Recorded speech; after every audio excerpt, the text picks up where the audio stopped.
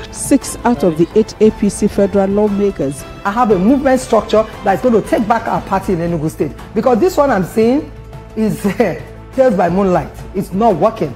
So I'm wondering what you think or who you think can stop him now. He doesn't own the party.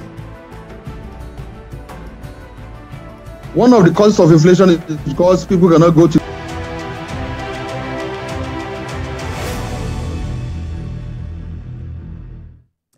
Thanks for staying with us on Standpoint. We're looking at the insecurity, especially in line with the kidnap of Dr. Ganiyat Popoola, who has been in captivity for 8 months, and the reaction of the Nigerian Association of Resident Doctors. We've been speaking with the Executive Director, Rule of Law and Accountability Center, Okechukwu Wanguma. Thank you for staying with us. So the question I was asking you before we went on that break was, do you get the sense that the police is more likely to respond when you have a higher number of victims than when it is just one person? I really do not see the logic, I mean, because it is, I don't know whether the number of victims determines the ability of the police to carry out a successful operation. But it is possible that the location of the, of the person being held hostage may determine the terrain may affect. But I do not. It is for the police or the security agencies to explain why they are not able to rescue this woman. And of course, you heard that the husband was released after they paid ransom. So I think that more efforts need to be put. And I also understand that the police was able to do what they did in the case of the Benue case because they worked, in collaboration with the Office of the National Security Advisor and other security agencies. I think there needs to be a lot more of interagency cooperation and engagement with local communities, particularly visited groups, to be able to rescue this woman and to rescue other victims of kidnap all over the country. All right, so let's talk about the activities of the bandits, themselves. Do you also think that it could be targeted because we've seen the kidnap of students, we've seen the kidnap of priests and preachers, and then we've also seen we're seeing the kidnap of doctors. Do you think that this happens? Is it a coincidence, or it looks like there is a targeted attempt at some sect of people at different times?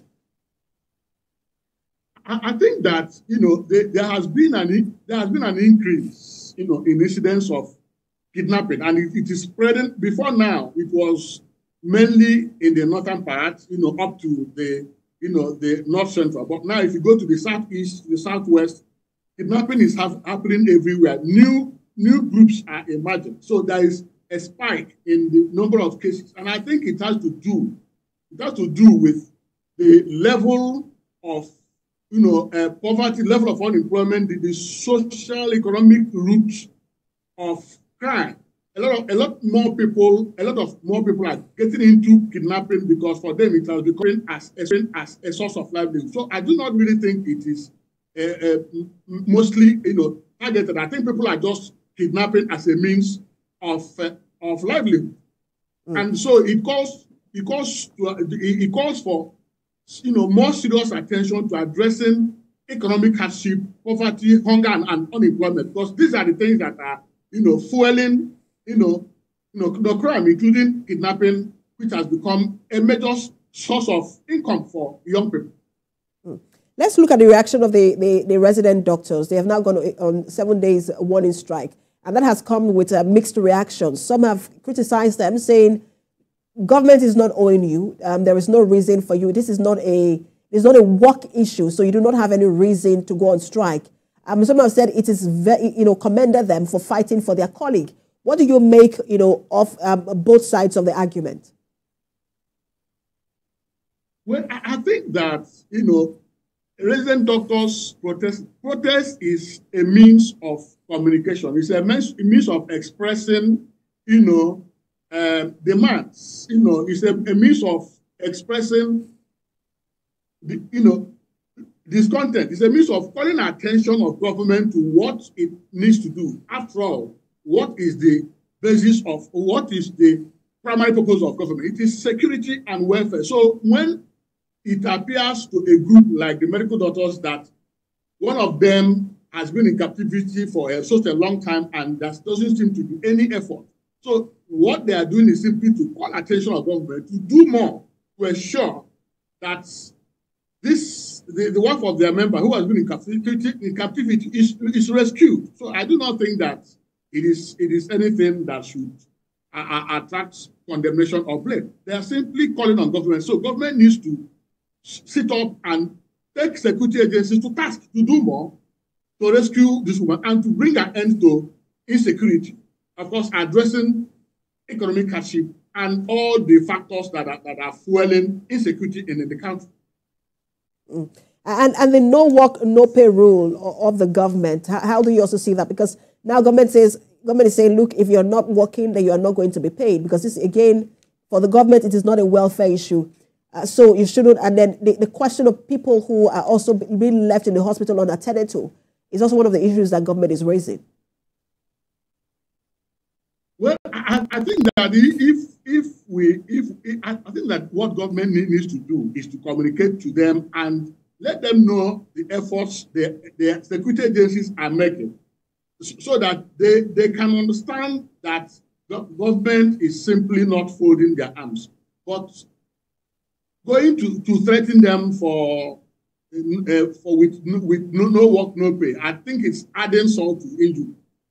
If there's anybody that what they're simply saying is that government and security agencies have failed them.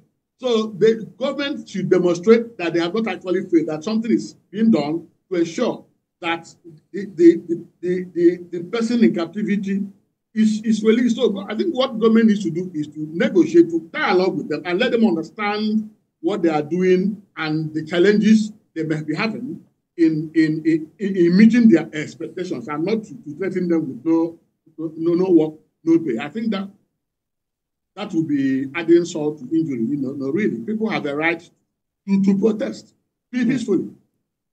And let's get back to the security issue, because I find what exactly the challenge is.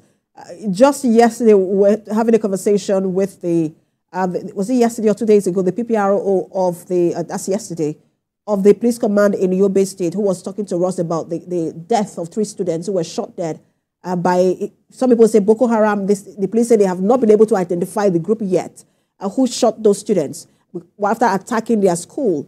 What exactly do you think is the challenge in addressing, some of these issues? Sometimes we hear that Boko Haram has been defeated, and then you see one of the an attack carried out by Boko Haram, one more time. What do you think the issue is exactly with dealing with insecurity? Well, I think that, first of all, we need to interrogate the level of, resources, equipment that the government is providing to fight security, and to determine to what extent these are sufficient to deal with insecurity. Now, it's also to, if just like I said in my opening, my opening statement, it is because the president is not putting,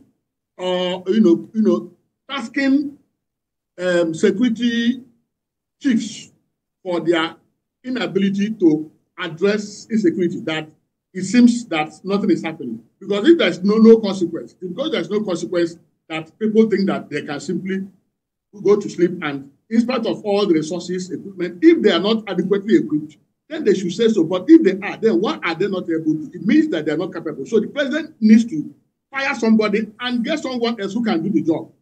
I don't mind, if I were the president, I don't mind having a chief of army staff or chief of naval staff or inspector general of police in 3 months. If I employ one and he's not able to deal with this security, I fire him and bring her down. That one we know that there will be consequence if things don't change.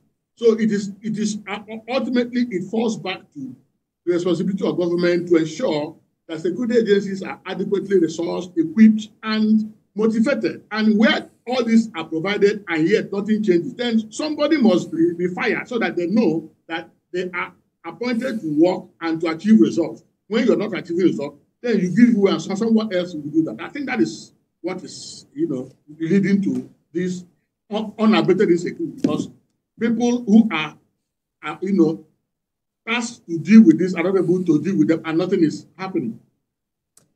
All right, thank you so much for your time. Hopefully, we'll pray for the release of Dr. Ganiyat Popoola, and then, all of those who have been kidnapped and waiting, families waiting for them to be released. Thank you for your time.